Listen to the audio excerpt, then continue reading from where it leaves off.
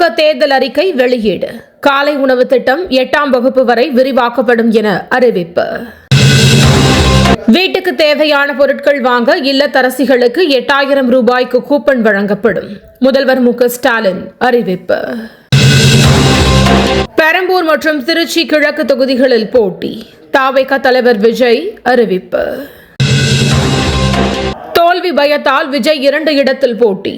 அமைச்சர் ரகுபதி விமர்சனம்.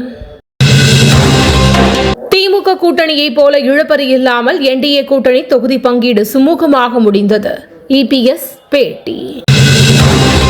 திமுகவை வீட்டிற்கு அனுப்புவதே என்டிஏ கூட்டணியின் ஒரே நோக்கம். எல் முருகன் உறுதி. சமயபுரம் கோவில் மேற்கூரை இடிந்து விழுந்து விபத்து. அண்ணாமலை கண்டனம். தவேகாவின் அறிவிப்புகளை சீரியஸாக எடுத்துக்கொள்ள தேவையில்லை. வானதி ஸ்ரீனிவாசன் பேட்டி. திமுக தனது சொந்த பலத்தில் ஆட்சி அமைக்கும். கூட்டணி ஆட்சிக்கு அவசியமில்லை. வைகோ கருத்து. திமுக கூட்டணி மிகப்பெரிய வெற்றி பெறும். தேமுதிக பொதுச் செயலாளர் பிரேமலதா பேட்டி. அரசை குறை கூறி அரசியல் செய்கிறது காங்கிரஸ் கட்சி. பிரதமர் மோடி குற்றச்சாட்டு. காங்கிரஸ் ஆட்சியில் நிலவி வந்த சட்டவிரோத குடியேற்றங்கள் இனி நடைபெற வாய்ப்பில்லை. மத்திய அமைச்சர் அமித்ஷா உறுதி.